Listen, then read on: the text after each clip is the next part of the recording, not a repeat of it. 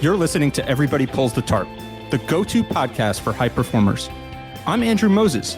Each week, you'll hear my thought-provoking conversations with Olympians, pro athletes, CEOs, elite coaches, best-selling authors, and other high performers to uncover their secrets to success. Get ready to be inspired each week when we talk about leadership, teamwork, work ethic, and more. Are you ready? Let's go.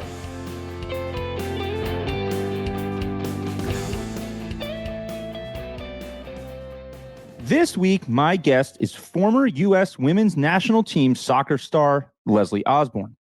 Leslie played soccer for the first time when she was 10 years old and immediately fell in love with the sport. For years, she also played basketball and tennis at a very high level. And ultimately, her parents made her pick from a hat to determine which sport she'd focus on. Well, Leslie pulled soccer out of that hat, and the rest is history. She played college soccer at Santa Clara University and had a pivotal role in helping the team win the NCAA National Championship in 2001. In college, she was a three-time All-American and named National Player of the Year in 2004. Leslie played for the U.S. women's national team from 2004 to 2009, including 5 starts at the FIFA Women's World Cup in 2007. In all, her professional career spanned 10 years, and she served as a team captain for every single one of the WPS and NWSL teams she played for. And in 2011, while playing for the Boston Breakers, she even played an important role off the field in helping to find more investors to literally keep her pro team alive. Turns out, that moment was just the start of her career off the field. Leslie has been a member of the Fox Sports broadcast team covering the FIFA Women's World Cup since 2015, and she serves as a studio analyst for Fox's Soccer Tonight. In 2015, she co-founded Sweat Cosmetics, a high-performance makeup and sun care line, which was recently rebranded to Hustle Beauty. And today, she's making soccer history as a co-founder and owner of Bay FC, the new National Women's Soccer League team that recently kicked off its inaugural season and played its first ever match this past weekend. To help get it all started, Leslie and the rest of her Bay FC founding team secured a record-setting investment from leading global investment firm Sixth Street as the lead institutional investor in Bay FC. Well, Leslie and I caught up a few weeks ago to explore her career and the success secrets that have powered her success on and off the field. Our conversation is filled with important ideas and lessons about cultivating a strong work ethic, taking on new challenges, the power of raising your hand to help in new ways, and so much more. Most importantly, our conversation is a powerful reminder of what's possible when we join forces with others and set out to achieve an ambitious goal. I can't wait for you to hear our conversation. So, let's pull the tarp and get straight to Leslie Osborne. Leslie, where I want to begin, your friend and former co-captain in Boston, Christine Lilly, told me that she was initially drawn to soccer because of the orange slices at halftime. So my question to you, Leslie Osborne, what drew you to soccer in the first place? Well, it wasn't the orange slices, but it was because I have an older sister. She's 3 years older than me, and I just kind of did whatever she did. So she started playing soccer, and so I started playing soccer, but I didn't start till I was 10 years old, which now everyone's like, what? 10 years old? It's so late compared to even what my girls are starting at, right? But I just kind of followed in her footsteps. I played basketball because of her, tennis because of her, and I touched that ball at 10 years old, and I fell in love with it. And that's the start of the beautiful journey with soccer. So when you touched that ball for the first time at 10 years old, which is remarkable to think of given kind of as you alluded to, like where youth sports is today and how kids are specializing so early, which is a whole topic we can get into as well. But when you touched the ball for the first time, did it come easy to you? Did you just really enjoy it? Like, tell me about that first experience. Yeah. I remember falling in love with it right away. Like, I remember playing my first practice with a rec team and wanting more and more and more. And my parents say that the ball was stuck to my foot and that I was put on this earth to play soccer. So I think it was a little bit of the love that I felt and the connection I had immediately with the ball. But also my parents thought, even from the start, that I was made to play soccer. And from there at age 10, I went literally from 10, like rec soccer to select by the time I was 11 years old. And at 11, someone told me to try out for ODP. And as you know, back then, my parents had no idea what soccer was or ODP. And we were like, what's ODP? And someone was like, Olympic Development Program, you need to try out. And I did at age 11. And I made the state team at age 11. So it happened quickly. But I remember even at that young age, is all I wanted to do was touch the ball. And whatever environment I had to play in, I wanted to do so. Since my sister was 3 years older than me, I was actually fortunate to play with kids that were 3 years older than me. Her friends on her high school team, her club team, she played with boys. And I was just tagging along. And I think that's really what kickstarted my success, was playing with kids that were older than me. For a moment that you recall in particular, like for the first time where maybe you felt like the competition was better than you had experienced before, or you felt like a little bit of resistance? I'm sure you looked great doing it for a very, very long time throughout your whole career, but was there a moment where you remember like a little bit of resistance that you had to kind of reset, reframe your mind and kind of push forward? Yeah, of course. I think that first experience for me was getting called into the youth national team.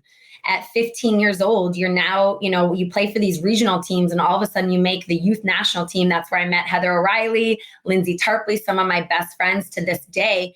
And that's where the best of the best come together. And now all of a sudden you're competing for a starting position or a roster on this youth national team. And now all of a sudden I'm being asked to play different positions. And now I have to show my versatility. And now I'm not just the strongest, the fastest, the best on the ball. I'm now amongst so many other players that are at that top caliber. And I remember feeling you have to perform day in and day out. It's the consistency to show up in a national team camp against the best players and not just have one good day. It's day after day after day. And I think that was at age 15, 16, where I was like, wow, I have to step it up and be my best at every training. And that, I think, is what really is the hardest part, is staying consistent at that level. I'm curious, Leslie, one of the questions that I always have for high performers is, and it doesn't matter like what somebody's doing, whether it's sport, business, entertainment, is this idea of consistency and being at your best every day. But every day we wake up and we have like a different amount of gas in the tank. We have a different amount of energy, physically, mentally. How did you and how do you continue in your endeavors today channel your best, even though each day your best might look a little different?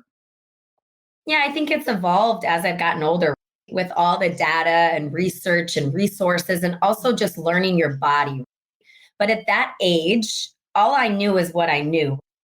I think it came down to my work rate, my inner motivation, passion, and just overall hard work ethic. I grew up in a household and a mentality in the Midwest to work your butt off. And my parents ingrained that in me. And that's just part of who I was. And so I knew that was what I could control. And so every day when I did wake up, even those days where you're right, you don't feel at your best, or you might be a little injured, or we had fitness tests in the morning session. And now all of a sudden we're doing the inter squad scrimmage and it's 3:00 and you're tired.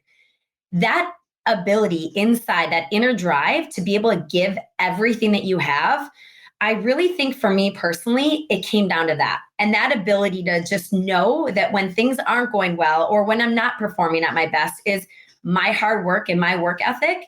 That was my foundation. And I really, truly think it's gotten to me where I am, both on the field and off the field, is that inner drive and ability to always put in everything I had in my tank. I've always been fascinated by the jobs that people have earlier in their career, even if they're unrelated to what they're doing today. And I dug up some information on you that I believe as a teenager, maybe, or maybe in high school or college, you worked at a soccer store and you worked at an eyeglass shop.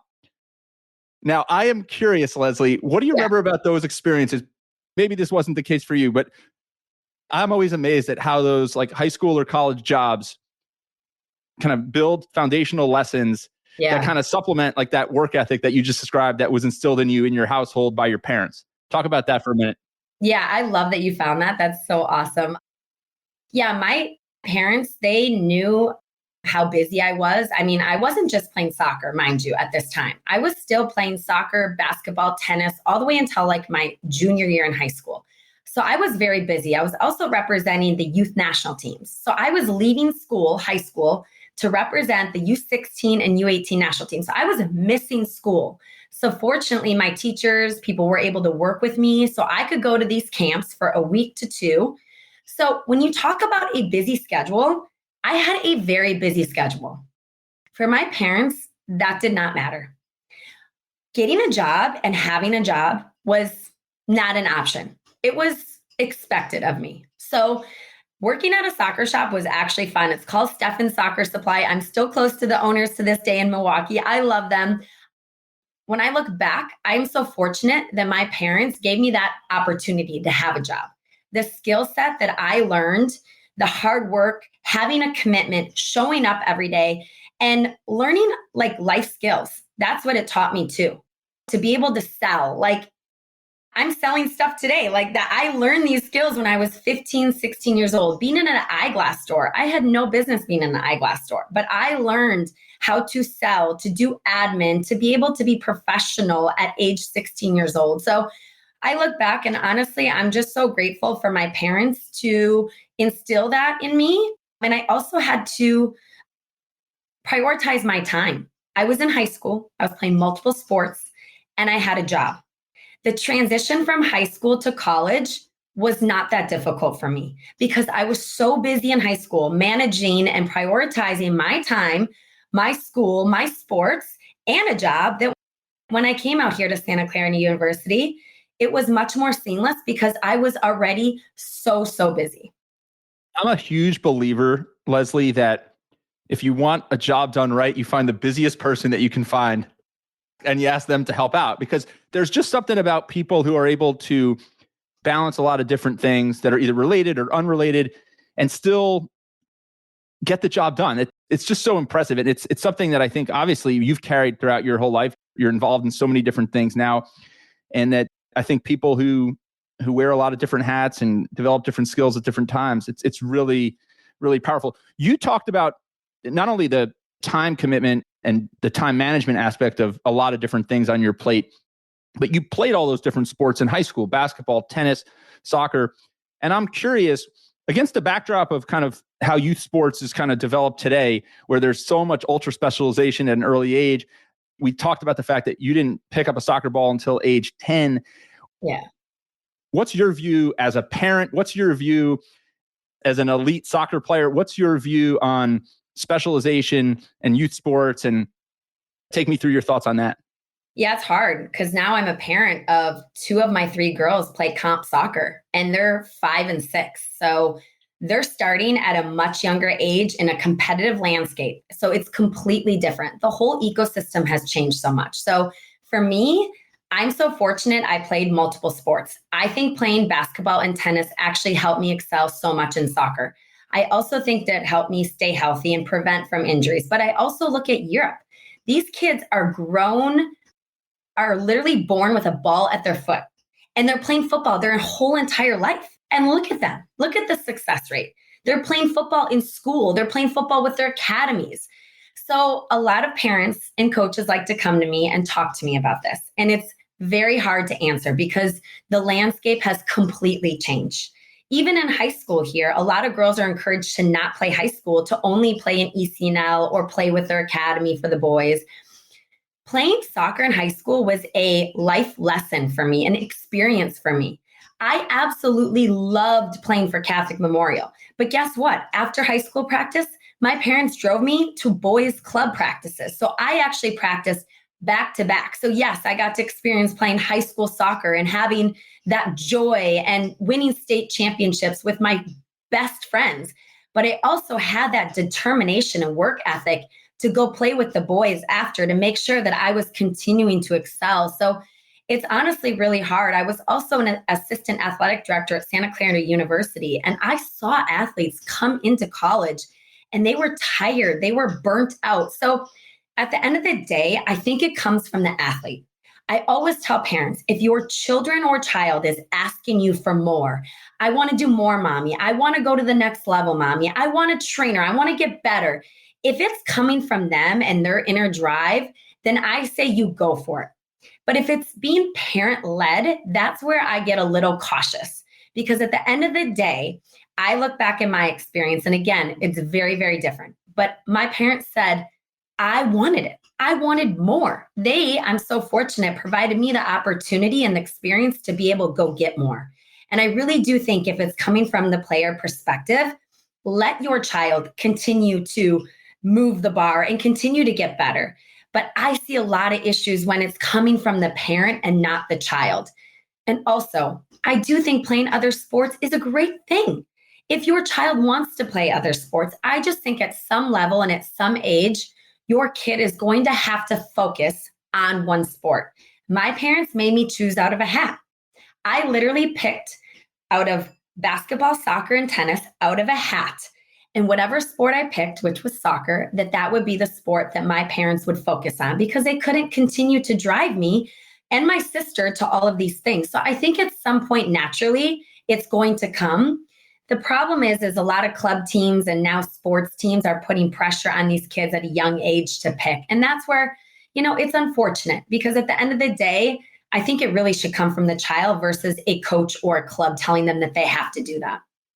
I'm still trying to process this idea that you picked soccer out of a hat. I know. And man, are all of us here in the U.S. and anybody associated with the U.S. women's national team grateful that it turned up in their favor. So Leslie, what else was in the hat? So basketball, tennis. Basketball and tennis. At that point in high school, those were my three sports that I was playing. And my parents still say to this day that they think I would have been better at tennis, because I was number one in the state at age 13. I was very good at tennis and very good at basketball too.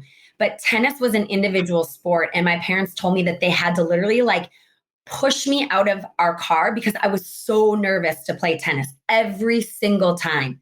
But I loved going to soccer and basketball because it was a team sport.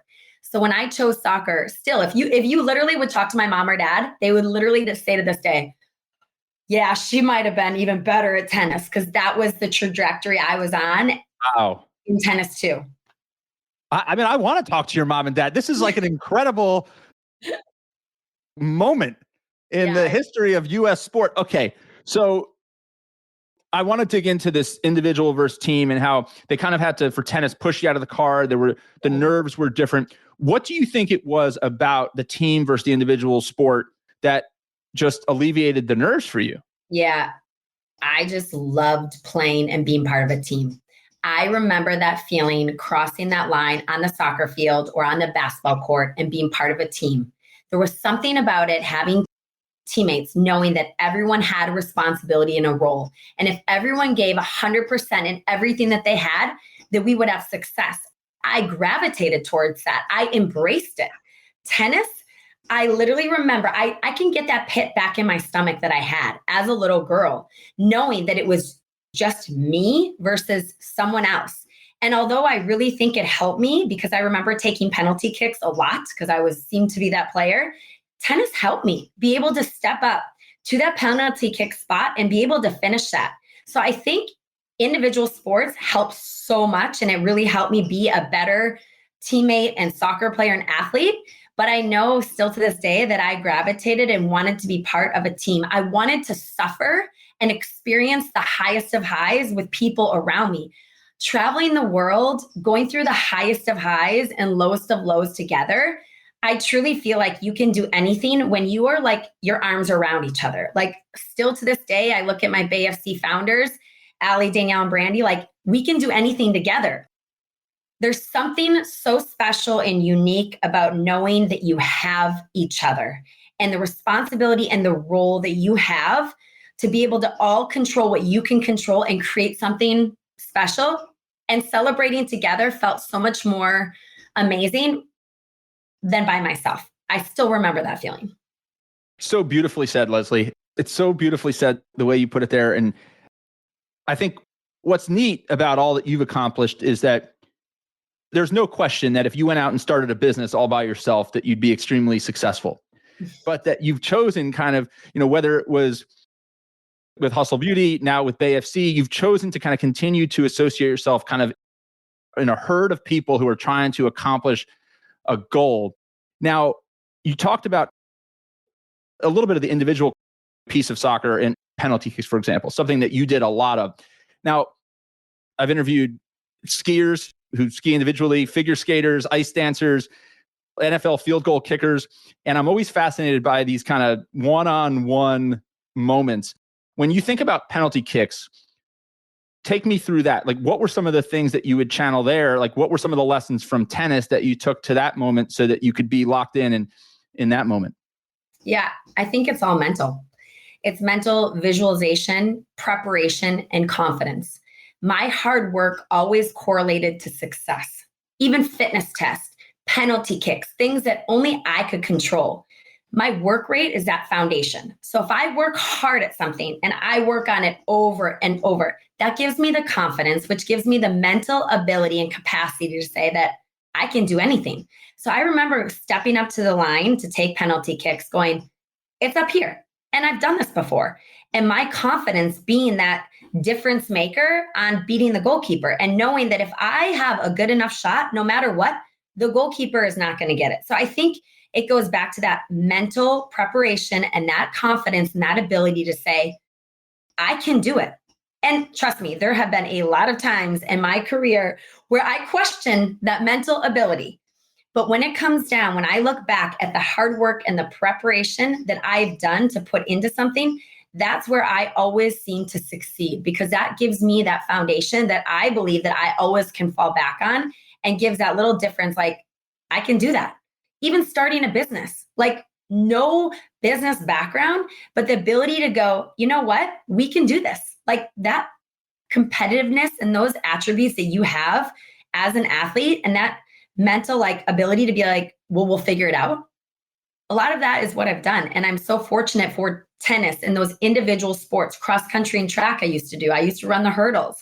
Like that moment that gun goes off and you are on that line, it's just you against yourself. I think just it helped me so much in my career on and off the field.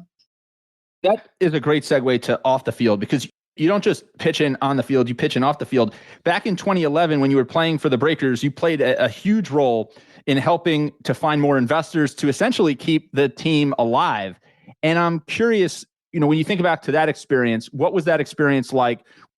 Was that really your first foray into kind of the business investor side of things? Yeah. Fortunately, one of the owners of the Boston Breakers, his name was Dan Nova. He's a mentor of mine still to this day. He's a venture capitalist. I was able to live with him and his family, and I got exposed to venture capital. And I was fascinated about venture capital and how these founders would come into their office and they had an hour every Monday and these founders would pitch their stories. And he would literally tell me within 5 minutes, he would know if he was investing in that company or not. So that's when I got exposed to venture capital and business. And I kind of got like so curious about it, right? So I started to get exposed into that ecosystem. And that was like really around the time in 2011 where we were looking for more investors.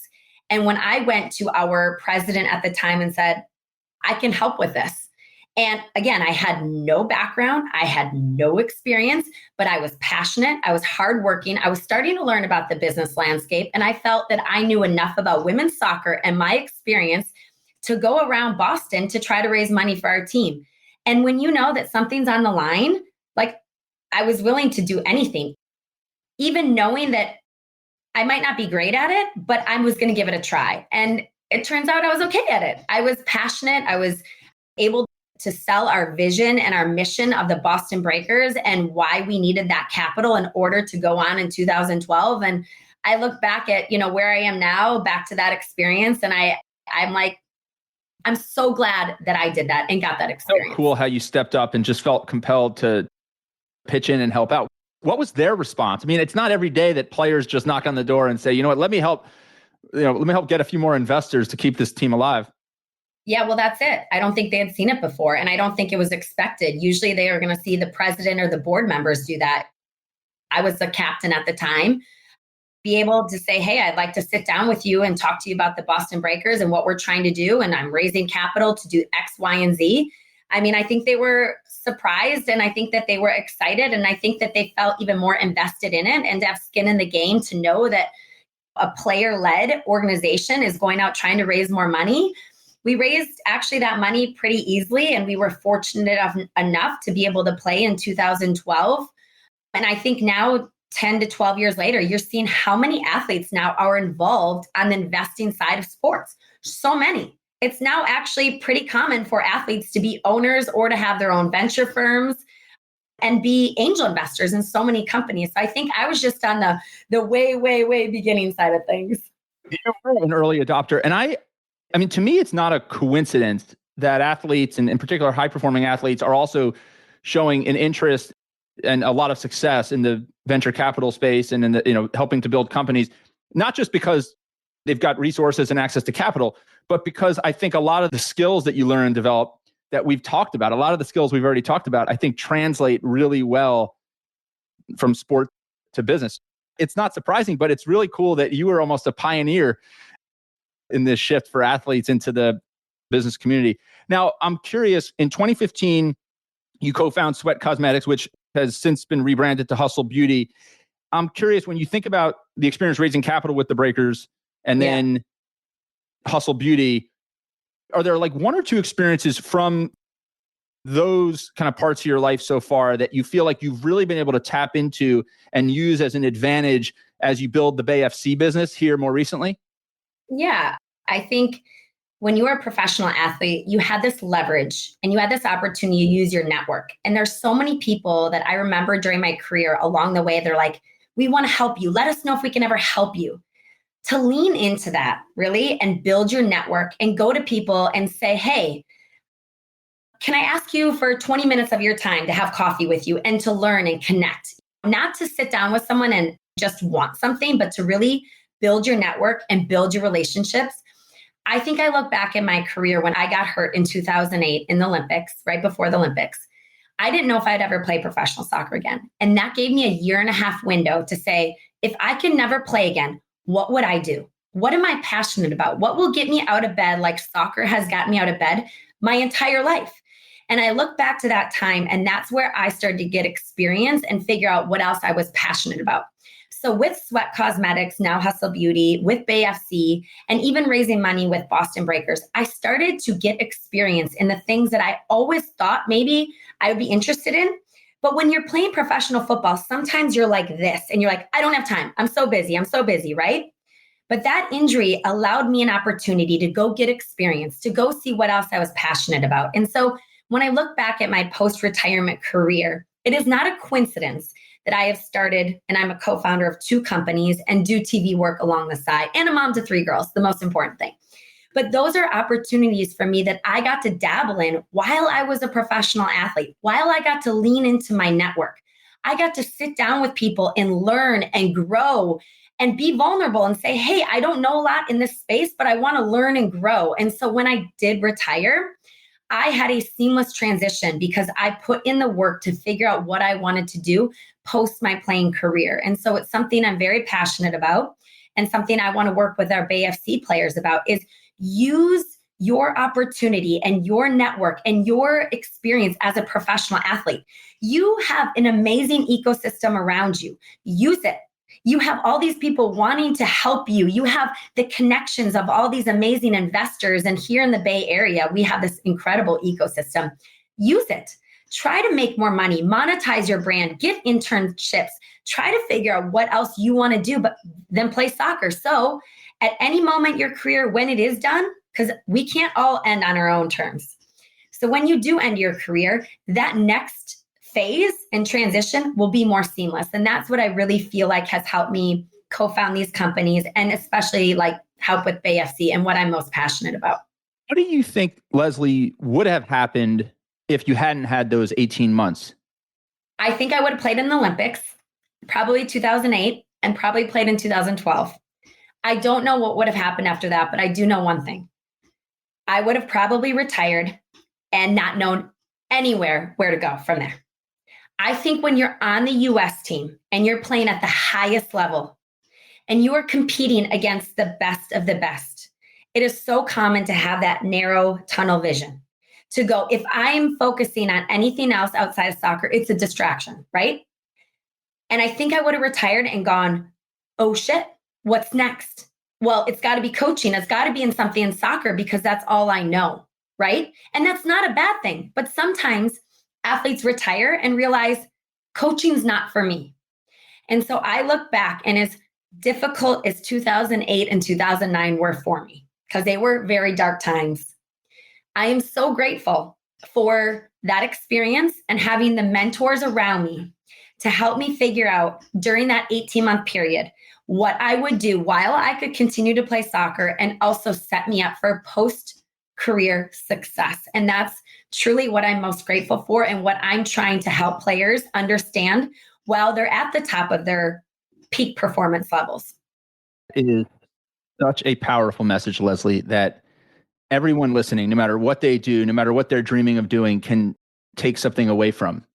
I think there's a few things there, right? There's what seemed like at the time this huge amount of adversity and a huge disappointment, in terms of the timing of the injury, ended up being, as you look back on it, an incredible opportunity, an inflection point for you and where you were going to go in the future. I think it's also a powerful reminder that sometimes kind of the way you've lived your life so far and will continue, I'm sure, with this portfolio approach of everything, like not just one thing. You can be really great at a lot of different things. I think there's something really cool about the way you've been able to take these opportunities in your life and develop different skills, build different experiences. And I feel like Leslie Osborne is just writing chapter 2 or 3. This is like just the beginning. This has been such a treat. This has been such an honor. I can't wait to see Bay FC get going this year. I know when I talked to Allie Wagner, she told me that the tight timeline was just the biggest thing right now. And there was so much to do, but you're always tackling a lot of different things at the same time. So I'm sure you have it under control. Yeah. I mean, if we'll launch our first home game March 30th, but this is the quickest 9-month runway ever for a professional sports franchise. And we're going to do it. It is crazy town. We are sprinting. But again, you put together this amazing group of people, both on the business side and soccer side. It's incredible what people can do in such a short amount of time. We're so excited. We've been working on this for more than 3.5 years, and to see it come to life, we'll all be traveling down to Angel City here next weekend for our first game. It's going to be, I can't even put into words what it's going to mean for our players, for our organization, for my 3 little girls who have had the opportunity to be part of this and watch myself, Allie, Danielle, and Brandy work towards this. This is the best gift that I'll be able to give my girls. This is the gift that not only you're giving to your girls, but a gift you're going to give to so many. And It's humbling just to hear your story and just to watch from afar as you guys build Bay FC. And I just can't wait to see all the success that you're going to have on the pitch with Bay FC, or the players are going to have on the pitch. I'm not previewing a Leslie Osborne comeback here. Oh, yeah. No. All the success that the players are going to have on the field and that you're going to have leading this franchise to become what I believe is going to be an iconic global brand on par with Manchester United, the New York Yankees, the Dallas Cowboys. I mean, I think that's where women's soccer is right now in the United States in particular. This is, as I said to Allie when she and I talked, I mean, I've never thought that women's soccer or women's sports is charity or like a social enterprise. Like, I've always long thought it's great business and a missed opportunity for so many years. And it's incredible to see that people are finally rallying behind these teams and these businesses. Yeah, thank you for believing in us from the start. Luckily, you had Heather O'Reilly in your class, so you were able to see her at 17 years old, making the U.S. national team, World Cup team in 2003. But yeah, I mean, what I tell people all the time, these players have been incredible for so long. They're now getting the opportunity and the platform and the eyeballs, right, to showcase we have the world's best talent. And it's now companies seeing, if they put in the money, they put in the marketing dollars, the sponsorship dollars, they're going to get that return. And for Sixth Street Capital, our investor and partner in this, like, we are so grateful that they saw how undervalued women's soccer is and what they're going to do and the trajectory that it's on. And for our players to be able to have those same resources that men's athletes have. I mean, it's about time. And we can't wait to show everyone the Bay way and how Bay FC, like you said, is going to stand shoulder to shoulder along some of the best clubs and teams in the world and be this iconic brand that no matter where you are, you see this B, you know it's Bay FC. And that's why we started this club and what we're really excited for. Well, I'm going to come to you guys either in the Bay or here in the Washington, D.C. area. And like you mentioned there, I mean, 6th Street made an investment that was actually the largest institutional investment to date in a women's pro sports franchise. It shows a tremendous belief in the industry, in the game, but I think most importantly in the four of you and what you're going to be able to accomplish. So Leslie, this has been a real honor. Thank you so much for spending some time with me this week, and we'll have to catch up again soon. All right, my friend? Yes, thank you for having me, and we'll see you at a Bay FC game. All right, everyone. If you loved this episode, you might also enjoy my interviews with other U.S. women's national team soccer legends. Be sure to check out my conversations with Ali Krieger, Christine Lilly, Carly Lloyd, Heather Mitz, Heather O'Reilly, Christy Pierce-Rampone, and Ali Wagner. They're all right here on Everybody Pulls the Tarp in your favorite podcast app. Each of these episodes are filled with inspiration and powerful lessons that you don't want to miss. Check them out and let me know what you think. Thank you for joining me this week. Be sure to subscribe in your favorite podcast app so you can catch all of our upcoming episodes. And if you are like me and want a world full of tarp pullers, then leave a review to help others find us. You can also follow me on Twitter at Andrew H. Moses. That's Andrew H. Moses.